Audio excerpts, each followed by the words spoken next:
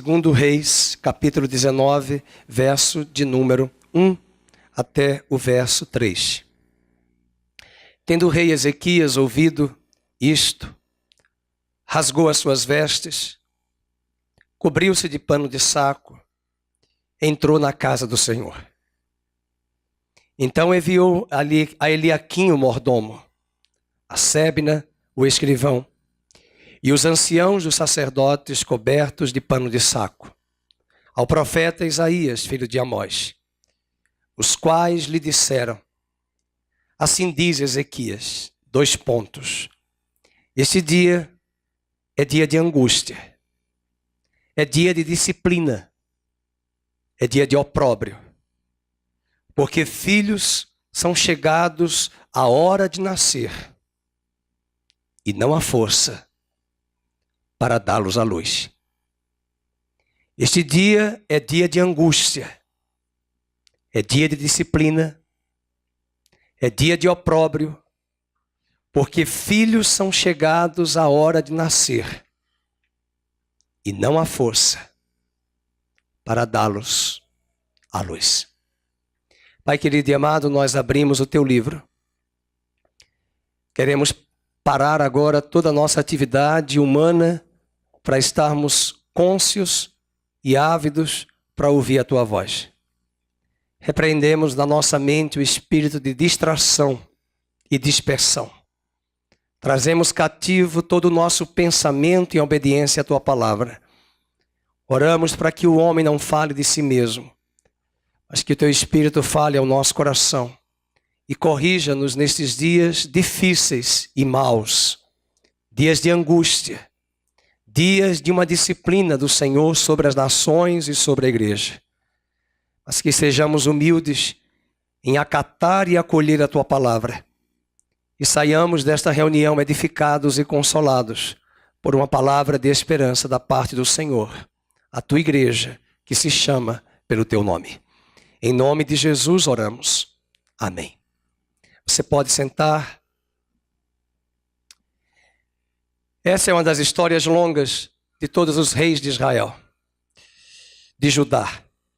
Hoje nós vamos interromper o nosso estudo de Hebreus para trazer uma palavra a você diante de todo esse cenário que nós temos vivido como Brasil nos últimos 4 anos.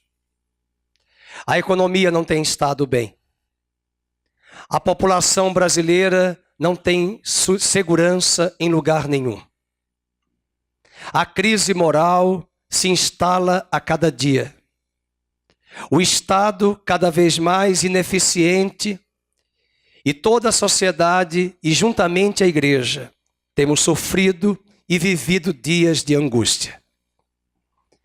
A morte da vereadora do PSOL no Rio de Janeiro só vem demonstrar a ineficiência do Estado, a ausência total de segurança. Esse é o cenário do ponto de vista clínico da sociedade brasileira. Mas também existe o cenário trágico das igrejas do Senhor na terra do Brasil. Tem faltado alimento nos púlpitos. As ovelhas andam inquietas, agitadas de um lado para o outro, buscando alguma novidade, mas a novidade só é uma, a palavra de Deus, que tem sido rara nos cultos ao Senhor. O espetáculo, o show, o entretenimento, as piadas nos púlpitos é o que tem sido visto hoje no cenário nas igrejas.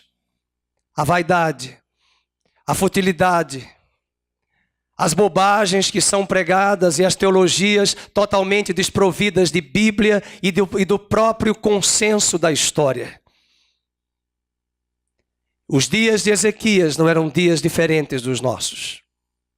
O caos está instalado sobre a nossa nação. O profeta Isaías traz uma palavra ao rei Ezequias no trono. E a metáfora que ele vai usar é uma metáfora de uma mulher grávida que está grávida com dores de parto para dar à luz. Há toda uma expectativa de ver um filho nascer em detrimento de uma gravidez. E por incrível que pareça, na alegoria do profeta, é que algo que está para acontecer da parte de Deus naqueles dias que logo depois viriam dias de avivamento, dias de um reinado glorioso de Ezequias. Ele se assenta no trono, Deus o exalta no poder, no trono de Israel, de Judá, e tudo aquilo que outros reis não haviam obtido êxito em um momento singular na história. Jerusalém, que estava debaixo de um ataque de guerra para ser destruída radicalmente. Até a menção de Jerusalém não é algo diferente para nós. Deixando de lado as considerações do Donald Trump sobre Jerusalém. Deixando de lado as considerações do governo do Trump, de tudo aquilo que ele tem de medidas de governo desde quando tomou o poder. Uma palavra que ele deu, apenas de voltar a colocar a embaixada dos Estados Unidos em Jerusalém, que sempre foi a capital de Israel e que desde 1980 a ONU não reconhece a capital de Jerusalém, a cidade como capital, mas foi a ONU que reconheceu em 1947 o Estado de Israel. Em 1980, todas as nações da terra tiraram, por ordem da ONU, as embaixadas de Jerusalém para Tel Aviv. E essa passagem que vamos ler agora é um cerco de um grande país chamado Assíria, um dos maiores impérios do Velho Testamento, dos dias antigos, dos tempos antigos, que ousa entrar em Jerusalém e destruir Jerusalém. Quando nós não conhecemos a história, nós não entendemos os propósitos de Deus também. Se Jerusalém fosse destruída, Maria e José não estariam em Jerusalém para consagrar o menino Jesus. Se Jerusalém fosse destruída, o Messias não viria. E diz a Bíblia que esse rei escreve uma carta. E nessa carta ele manda um dos seus generais, Rabsaquer, dizer com palavras duras do intento do rei da Assíria atacar Jerusalém, destruir Jerusalém e invadir a nação de Judá e erradicar a nação de Judá. Esta palavra de hoje, ela também vai nos levar para outros cenários em breve. Uma das últimas guerras, e a última que acontecerá, que precederá a vinda do Senhor, é uma grande batalha das nações por Jerusalém. Satanás tentará destruir o povo judeu de uma vez por todas. Satanás tentará destruir a igreja, como já tem tentado com o Estado Islâmico, de uma vez por todas. E seu alvo não é Roma, Nova York e nem Paris. Seu alvo, à luz de Zacarias 14, Zacarias 12 e Apocalipse 19, é juntar as nações para destruir a nação de Judá, de Israel e de Jerusalém nos últimos dias. Mas assim como Deus naquele dia levantou Ezequias, e de uma forma sobrenatural trouxe livramento a Jerusalém, e aquele imperador que ousou entrar em Jerusalém, nem os pés ele conseguiu colocar. E a Bíblia diz que Deus o fez voltar para outro caminho. A Bíblia diz que um anjo que Deus enviou, essa história é única, um anjo. E não foi um anjo qualquer, é anjo com A maiúsculo, teofania. Anjo com A maiúsculo é Deus mesmo em forma humana que entra em Jerusalém e mata em um só dia, do lado de fora de Jerusalém, 185 mil soldados valentes da Assíria. E quando o profeta está trazendo essa palavra, é dia de angústia, é dia de disciplina, É dia de opróbrio, é dia de vergonha, porque a nação inteira está vulnerável e não se encontra homens e mulheres dispostos a dar a luz aos projetos de Deus. A criança está para nascer. O filho está para ser gerado. Algo de Deus que Deus quer fazer na terra, na igreja e de grande colheita de almas entre as nações. Deus requererá de mim e de você em dias difíceis como esse, dias de angústia, dias de opróbrio, dias de disciplina na economia brasileira. Dias de desemprego, dias de crise moral, dias de ideologias que se contrapõem aos valores de Deus, aos valores da palavra. Essa guerra que Ezequias vai travar com o rei da Síria e vice-versa, é uma guerra de batalhas na mente. E essa carta vai trazer um conteúdo de uma afronta moral, uma afronta a Deus, uma afronta de ideologias, de argumentos, para mostrar a Ezequias que ele não confiasse no Deus dele.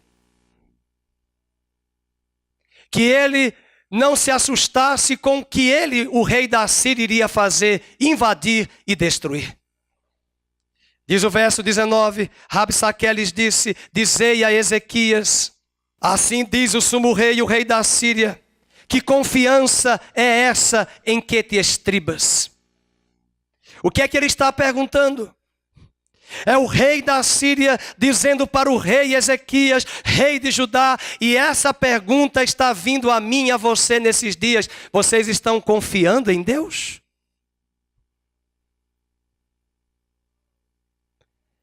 Essas perguntas vão tomar proporções grandes nos últimos dias.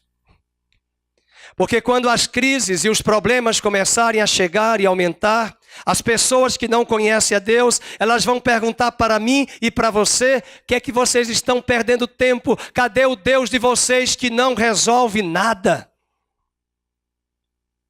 Ele está colocando em dúvida a confiança em nosso Deus.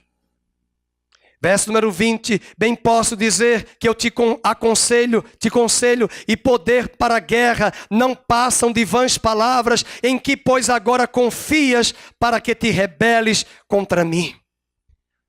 Percebam aqui, se você quiser anotar, que essa primeira batalha é uma batalha de palavras.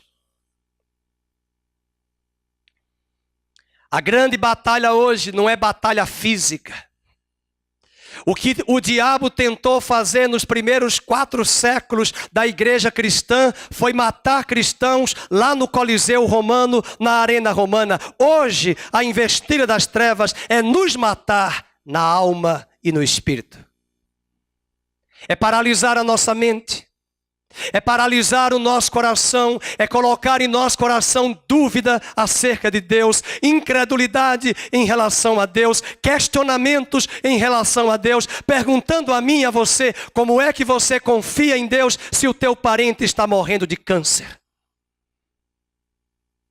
Como é que você confia em Deus se a tua despensa está vazia? Essa é a pergunta do diabo nas nossas cabeças. Infelizmente, as pessoas pensam aí fora que o diabo é chifrudo, vermelho e garfo tridente. Eu te garanto que ele é pior do que isso, mas ele não é isso. Sua missão é ímpar. Sua missão é trabalhar na humanidade para levantar uma parte da humanidade rebelde contra Deus. A missão de Satanás também é entrar em nossa razão e deturpar os valores e os princípios de Deus em nossa cabeça.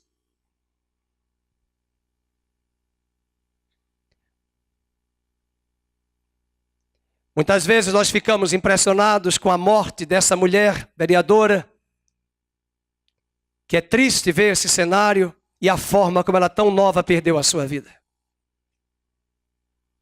Mas quais são as ideologias que também ela defendia? Quais são os valores que ela também abraçava?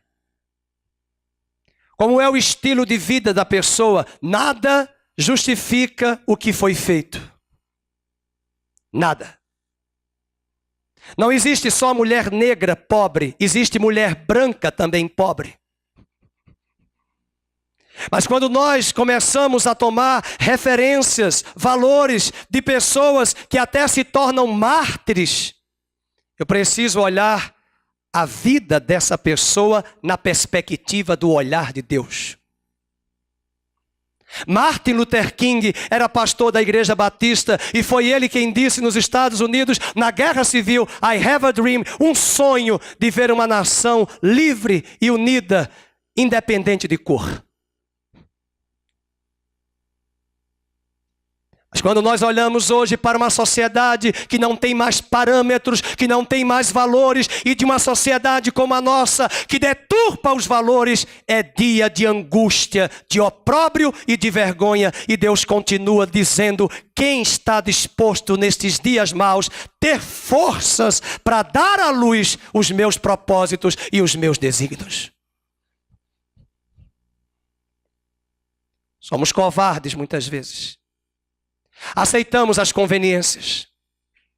Aceitamos as propostas de Satanás na nossa cabeça, quando ele coloca na minha mente, na sua mente, na minha cabeça, as ideias, os valores. E nós vivemos hoje numa sociedade que o que durante 1900 anos de cristianismo, valores morais foram preservados, em menos de 50 anos, esses valores se tornaram líquidos e desintegrados. O profeta Isaías disse: ai daqueles que o bem chamam de mal, e ai dos que chamam o mal de bem. Ai daqueles que distorcem a justiça. E ninguém se iluda, a nossa confiança em Lava Jato não está no judiciário, porque até mesmo dentro do judiciário existe a corrupção do coração do homem, porque a corrupção não está no executivo, não está no legislativo, não está no judiciário, não está nos púlpitos e nas igrejas, está no coração do homem. E a grande batalha que se levanta hoje contra as nossas crianças, contra os nossos jovens, nas empresas, é ideologia. Não é só ideologia de gênero, é ideologia de política. A nação ficou dividida nos últimos 4 anos entre PT e PSDB, se esfaqueando, matando uns aos outros por causa de ideologias políticas, como se a esperança do país estivesse em ideologia política. Bem-aventurada é a nação cujo Deus é o Senhor. Em todos os partidos podem ter gente boa, pode ter ideologias boas, alinhadas com os princípios de Deus, mas nós não podemos estar atentos aí a partidos, porque até mesmo após a eleição, o outro candidato que ficou no segundo turno demonstrou ética zero em relação a toda a cobrança da outra candidata eleita presidente, para mostrar à nação que é dia de disciplina. Para mostrar à nação que não é Lula, não é Dilma, não é Temer e não é nenhum outro político. Deus pode nos dar um homem que ainda que não o conheça, porque se o povo dele, que se chama pelo seu nome, se orar, se humilhar e buscar a sua face, ele perdoará os pecados do Brasil, sarará a nossa terra, e Jeremias diz, nos dará governantes que temam a Ele. Nossa esperança não está em partidos. E a nação está enfrentando ainda hoje, apesar do Temer no poder, as coisas amarradas, a economia travada, as coisas não andam, porque é dia de disciplina. Por outro lado, nós vamos ver a guerra da ideologia. É guerra na mídia, é guerra de ideologia política, é guerra de ideologia de sexo, é guerra de ideologia econômica, é guerra em todos os sentidos, na cabeça, nos discursos, na televisão, nos jornais. E além disso, tudo que ouvimos, se nós não tivermos um crivo, nós terminamos tomando a mentira por verdade. Versículo 21, ele começa a dizer: você confia no Egito, esse bordão de cana esmagada. Olha o orgulho dele. Ele começa a dizer: por que você vai confiar no Egito, Ezequias? Mas quem disse que Ezequias foi buscar no Egito? O qual, se alguém nele apoiar-se, lhe entrará pela mão e a traspassará. Em outras palavras, ele não tem vocabulário refinado. Ele chama o Egito de cana quebrada. Versículo de número 22. Mas se me dizeis, confiamos no Senhor, nosso Deus. Isso é o conteúdo da carta. Deus não é aquele cujos altos e altares Ezequias removeu, dizendo a Judá e a Jerusalém: perante este altar adorareis em Jerusalém. Ele está dizendo a Ezequias: por que vocês vão confiar no Deus de vocês? E ele faz a propina. E é isso que tem manchado o nome do Evangelho em muitas igrejas.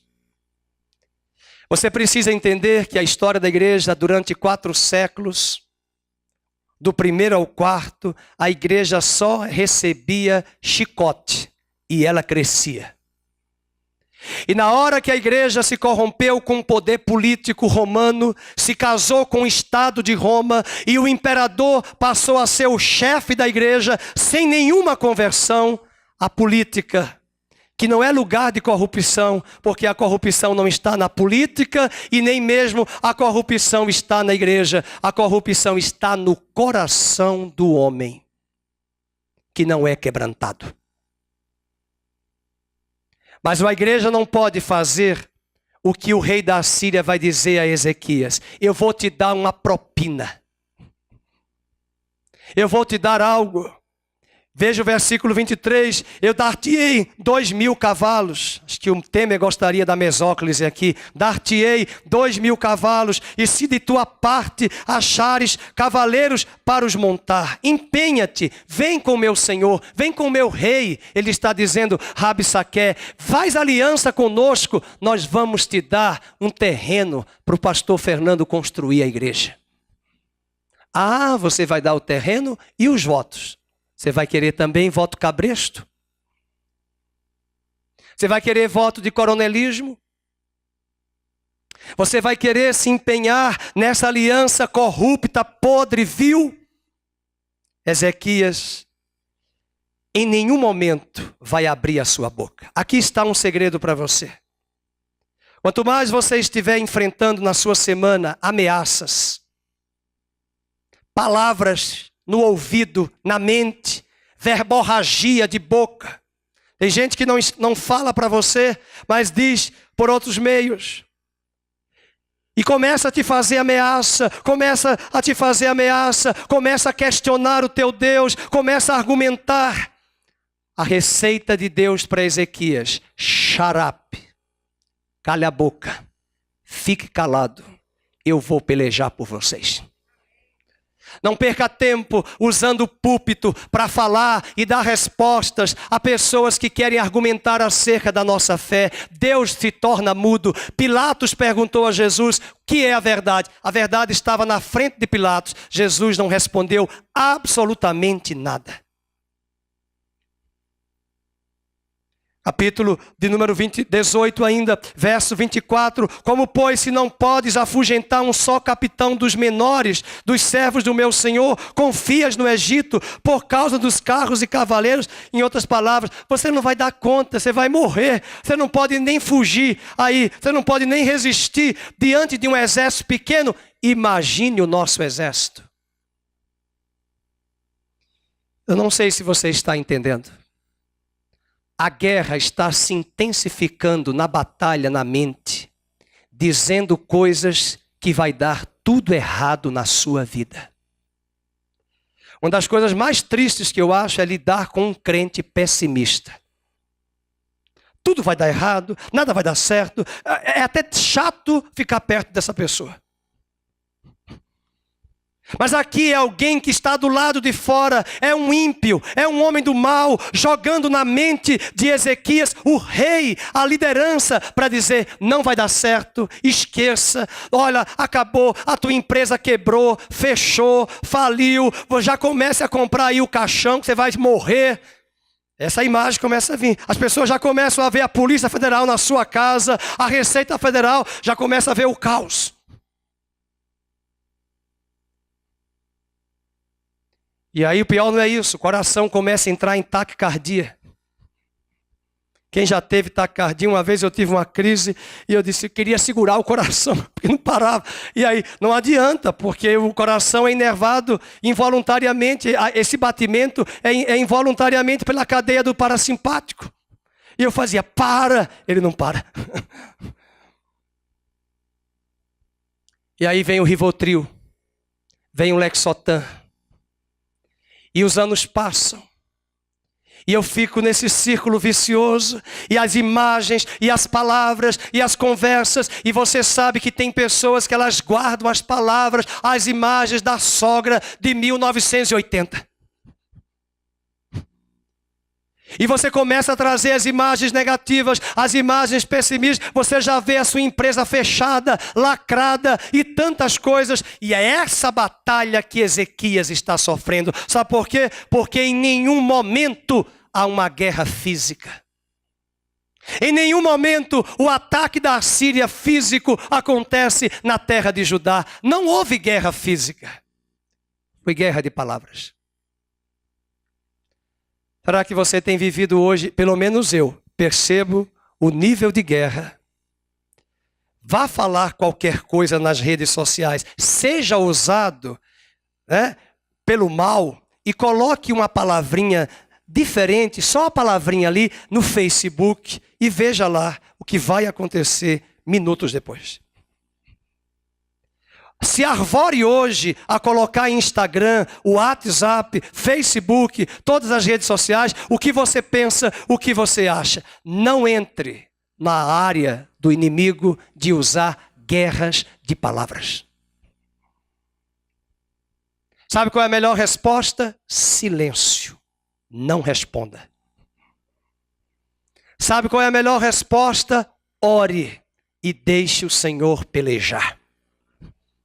E a guerra continua, no versículo 25 ele vai afrontar Deus. Acaso subi eu agora sem o Senhor contra este lugar para destruir? Pois o Senhor mesmo me disse, Yahvé, olha, ele está dizendo que Deus falou para ele, para o rei da Síria, que Deus usaria ele para destruir Judá. Deus não falou para ele que ia destruir. Deus falou para ele que ia usar a Síria para disciplinar Judá. Isso está em Isaías capítulo 10. Deus falou, eu vou usar a Síria para corrigir o meu povo. E essa palavra muitas vezes me faz entender o seguinte, você é capaz de entender que Deus está usando o governo corrupto que está no nosso país, governo após governo. Será que você é capaz de reconhecer que a economia, a bancarrota, travada, talvez não seja a disciplina de Deus corrigindo a nação? Deus usa quem Ele quer para cumprir seus propósitos. Deus está usando essa crise toda que estamos vivendo para buscarmos mais a Ele. Deus está usando esse governo corrupto, um candidato à presidência da República que insiste, através de um ato de cinismo, a afrontar a justiça, e o que dá em nosso coração é a tentativa de fazer justiça própria, mas Deus deixa que pessoas façam isso com esse cinismo em nossa frente, para mostrar a nós brasileiros o quanto corruptos nós somos. Para nós olharmos para essas pessoas e enxergarmos através deles nossas misérias, nossos erros. Deus às vezes permite até uma liderança de púlpito nas igrejas, uma liderança corrupta para tratar o rebanho. Porque se você não sabe, existem púlpitos sérios e existem ovelhas sérias, mas o contrário é verdadeiro. Existe uma liderança corrupta também e existem ovelhas que não são ovelhas, são bodes e carneiros, porque bodes e carneiros comem até copo descartável como comida, mas ovelha só come comida seletiva. A corrupção não está apenas no púlpito. A corrupção também está no coração de ovelhas que não sabem o que querem e que estão com comichão nos ouvidos, como disse o apóstolo Paulo, procurando pregadores que falem o que elas querem ouvir. E quando elas começam a ouvir o que elas gostam, e quando a liderança se vende a esse viés mercadológico, a batalha da mente foi ganha pela Síria. Mas quando nós olhamos todas estas coisas pelo crivo da palavra, maior é aquele que está em nós, que nos dá discernimento, do que aquele que está no mundo. Capítulo 18, ele continua a fazer as ameaças, mas Rabsaque, verso 27, ele respondeu: mandou-me acaso meu senhor para dizer-te estas palavras, a ti somente e a teu senhor, e não antes aos homens que estão sentados sobre as muralhas? Ele está dizendo o seguinte: essa cartinha que eu estou mandando aqui do rei, né? Vamos pegar aí o Putin, que hoje é eleição lá na Rússia, e parece que vai ser eleito de novo, 80% de votos. O rei da Síria está dizendo lá para Ezequias: ó, não é só para o rei não, é para todos os soldados. Sabe o que é isso? Amedrontar o povo de Deus. Às vezes nós estamos aqui pregando a palavra, meus queridos. A pessoa estacionou o carro aqui em frente, mas colocou na guia alta. Alguém vem de lá dizer para nós que tem que tirar o carro. Não tem que tirar o carro. Se o carro está na guia alta, vai ficar. Mas a pessoa não quer que o carro pare em frente à casa dela. E o que o inimigo quer? Tirar a pessoa, que às vezes fica chateada, vai embora e vai para casa e não quer voltar para o culto. E foi o que aconteceu. E eu falei: chama a Indec. A Indec veio e falou para a pessoa: se a senhora questionar, a senhora que vai ser multada, porque o carro está na guia alta. Quem falou não fui eu, foi o guarda da Indec. E eu vou dando ouvidos ao inimigo, eu vou dando ouvidos às estratégias do inimigo, e eu vou me movimentando. Não, eu já fui convidado até para conversar com a pessoa no banheiro da casa dela. Primeira e última que eu vou, para medir decibéis. E a resposta foi eu na lata. Por que a senhora não reclama quando os terreiros fazem os despachos aqui à meia-noite que incomodam a vizinhança e a senhora não abre um processo policial? Por que a senhora não reclama? Por que não reclama quando a Praça Arautos da Paz tem barulho até 1h da manhã, com show, com música, ao som, nos maiores decibéis? Eu não vou entrar nessa guerra. A guerra não é minha, é do Senhor. E nós não quebramos a lei. A lei diz é até às 10 horas da noite. Não é para fazer mais barulho. Ponto final. A lei diz é até aqui. E se o carro está aqui e aqui está a guia baixa, não vai ter. Mas o que é que o inimigo quer? Nos deixar, a mim, revoltado, irado, para sair do púlpito, para tirar os pastores, tirar as ovelhas, para brigar com ela, para discutir com ela. Está repreendido, porque Ezequias vai nos dar a receita agora. Ninguém fale nada. Não abram a boca. E diz o texto no versículo 28, então Rabsaque se pôs em pé. Meus irmãos, ele falava aramaico. Sabe o que ele vai fazer? Ele é estrategista. Ele começa a falar em judaico. Ele fala a língua dos judeus, o hebraico. E ele começa a falar para que o povo entendesse na língua dele. Versículo 29, assim diz o rei: não vos engane, Ezequias, porque não vos poderá livrar da sua mão, nem tampouco vos faça, Ezequias, confiar no Senhor, dizendo: o Senhor certamente nos livrará. Em outras palavras, não confie no Deus de vocês. Versículo 31, ele diz: não deis ouvidos a Ezequias. Olha o que ele está fazendo: jogando o povo contra a liderança. Não dê ouvidos a esse rei, não. Não dê ouvido ao pastor, não. Não dê ouvido, é um bando de loucos. Não dê ouvido. E a quem você vai dar ouvido? Capítulo 19, ele diz: não deis ouvidos, verso 31.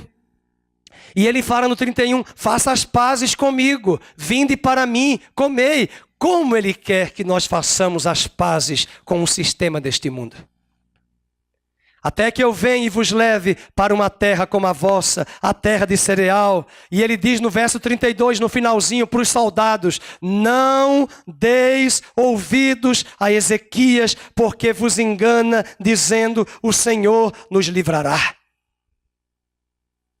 Ele começa a afrontar a Deus dizendo: você está confiando no Deus de vocês? As outras nações confiaram nos deuses delas e elas perderam. Vai ser assim com vocês.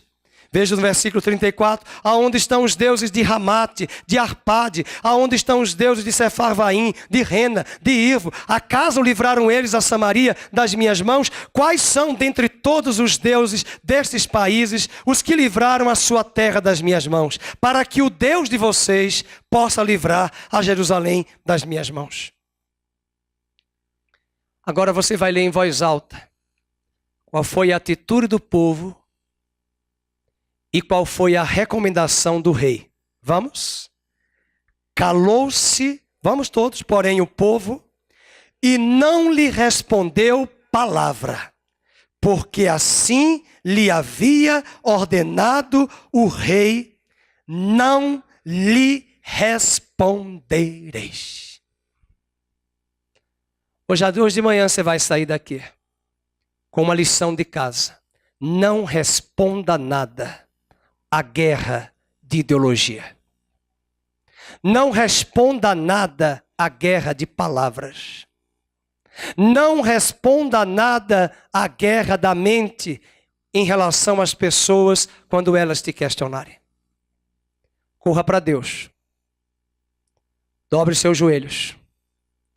E o mais importante agora, ele diz, versículo 37, finalzinho: vieram ter com Ezequias com suas vestes rasgadas. Sabe o que é isso? Jejum. Vieram ter com Ezequias com suas vestes rasgadas. O que é isso? Jejum. Capítulo 19. Vamos ler? E tendo o rei Ezequias, aí sim você vai entender por que eu preguei com essa palavra. Tendo o rei Ezequias, vamos, ouvido isto. Pergunte aqui, isto o quê? O que é que ele ouviu?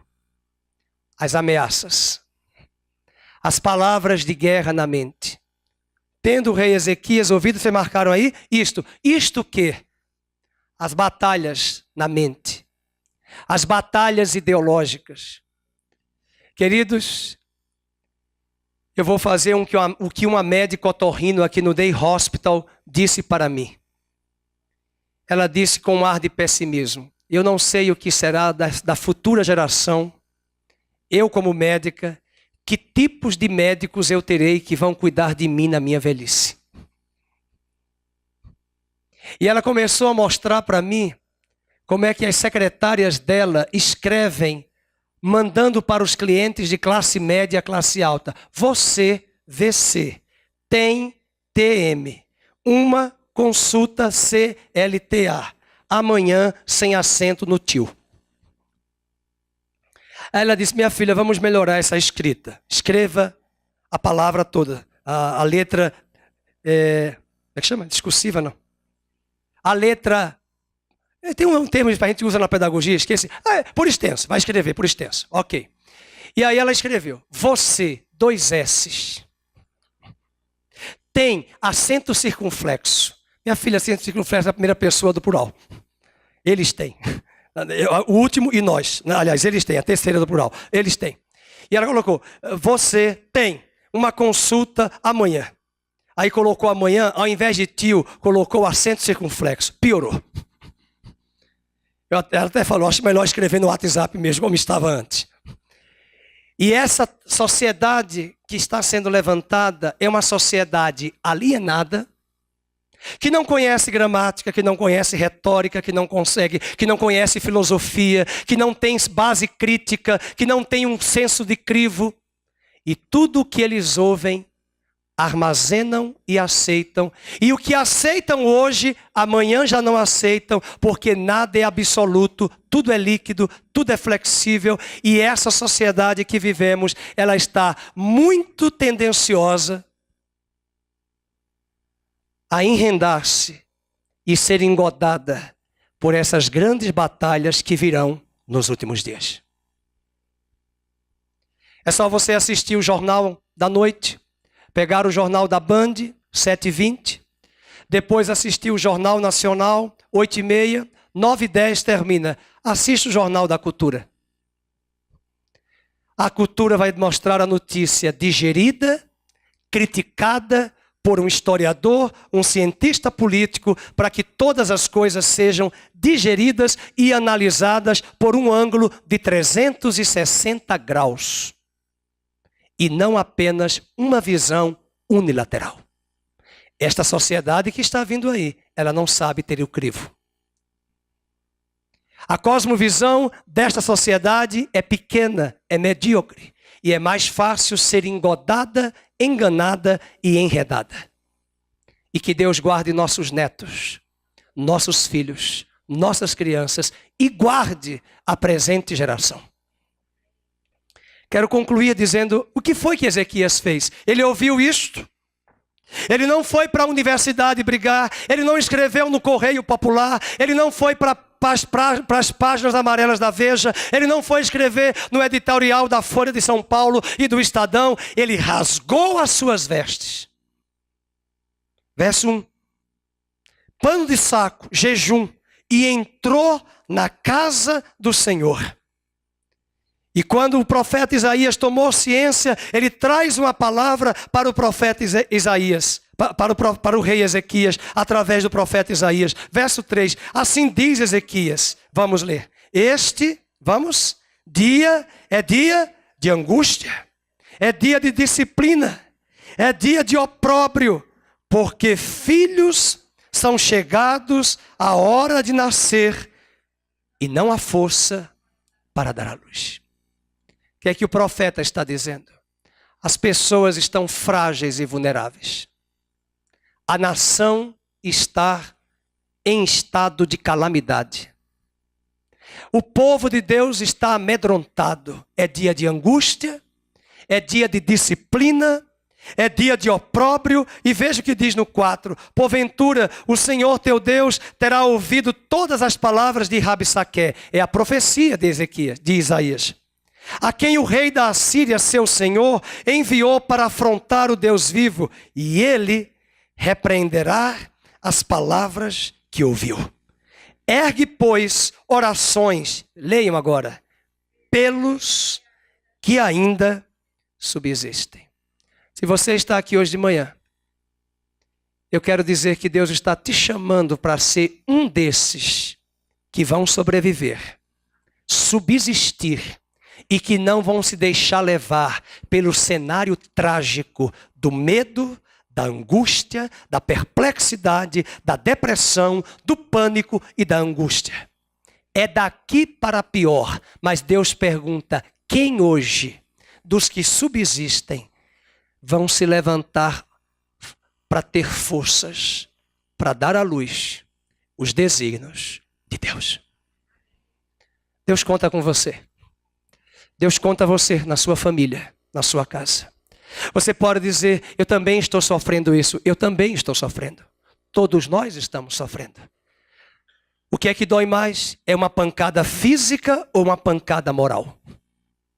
O que é que dói mais? É uma palavra que você fala ou é alguém expor sobre você em YouTube, em redes sociais e dizer mentiras e calúnias? E os últimos dias serão dias tão difíceis, como já estamos vivendo.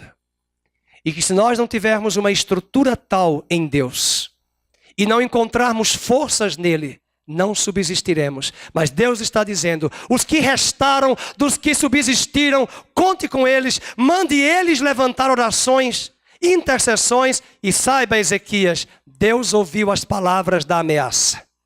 Ele pelejará por vocês. O melhor vem agora, versículo de número 6. E Isaías lhes disse: dizei isto a vosso Senhor, assim diz o Senhor, falando para Ezequias, e é Deus falando para mim: não temas por causa das palavras que ouviste, com os quais os servos do rei da Assíria blasfemaram de mim. Eis que meterei nele um espírito, e ele, ao ouvir certo rumor, voltará para a sua terra, e nela eu farei cair morto a espada. O camarada mandou carta, se fosse nos dias de hoje, mandou no Estadão, mandou na Folha, mandou no WhatsApp, mandou no Facebook, mandou cartas de ameaças, gritou, falou, mas não encostou um dedo, porque nem sequer Deus deixou entrar na cidade de Jerusalém. O que é que o inimigo está querendo destruir você? Mostrar um cenário trágico de uma coisa que só está sendo feita aqui. E se você hoje cortar com a palavra de Deus essas imagens e decidir confiar nele e não dar ouvidos a essas guerras ideológicas e caminhar na terra e ser fiel a ele, e buscar nele forças para salvar sua família, sua casa desse engano, Deus nos dará vitória e êxito. Eu concluo, você vai ler essa palavra no capítulo 19, vamos ver como foi que eles morreram, versículo 35 do capítulo 19. Fiquemos de pé. Pastor Nário vai chegar, segundo Reis 19, 35, diz assim: então, naquela mesma noite, vamos... saiu o anjo do Senhor. Quantas Bíblias tem em maiúsculo? Sabe quem é o anjo? Jesus. Ele não tinha vindo ainda, mas é uma manifestação teofânica. Uma visão de Deus em forma humana como o anjo do Senhor com A maiúsculo. Ele vem no arraial dos assírios, quantos? 185.000. E quando se levantaram os restantes pela manhã, eis que todos estes eram cadáveres. E retirou-se, pois, Senaqueribe, rei da Assíria. Vamos, se foi e não entrou em Jerusalém, ele não entrou. Voltou, ficou em Nínive, e sucedeu que, estando ele a adorar na casa do Deus dele, Nisroque, Adrameleque e Sarezé, o nome dos seus filhos, leiam, o feriram a espada, fugiram para a terra de Ararat. Só até aí. Deus destruiu o inimigo de Judá. Mas que batalha é essa que tem a ver conosco? Se você ler depois, Deus vai exaltar a história de Ezequias. Vai colocá-lo no trono. Ele será rei. Jerusalém vai gozar de grande paz. E a grande batalha naquele momento era contra a cidade de Jerusalém. E além disso, a grande batalha era deixar o povo desanimado, deixar o povo oprimido e angustiado, sem uma palavra de esperança. Quero que você medite comigo nesta palavra. Vamos dizer comigo: este dia é dia de angústia. Vamos, angústia, de disciplina e de opróbrio, porque filhos são chegados à hora de nascer e não há força para dar à luz. Deus está querendo dar à luz. Não é os nossos sonhos, não. Isso aí é pensamento de autoajuda. Deus quer dar à luz os projetos dele, que são melhores do que os nossos. Deus quer dar à luz, sabe o que é que ele quer dar à luz? Não é carro nem casa. Deus quer dar à luz salvação de seus familiares. Pessoas que estão deprimidas, em pânico, amedrontadas. Pessoas que não conseguem sair do Rio de Janeiro para ir na igreja com medo da violência. O inimigo quer nos fazer parar. Os ladrões nas ruas e nós presos dentro de casa. É o que o inimigo quer. afrontar a mim e a você, com tudo que nós estamos assistindo e ouvindo para dizer, ó, não dá, agora tem que fazer culto em casa. Não. E Deus está perguntando, quem vai se levantar hoje para dar forças, ter forças e dar a luz aos projetos dele? Quem sabe você está vivendo aqui esse texto, angústia, opróbrio e disciplina. Eu acredito que todos nós estamos. Mas Deus está nos chamando aqui para o altar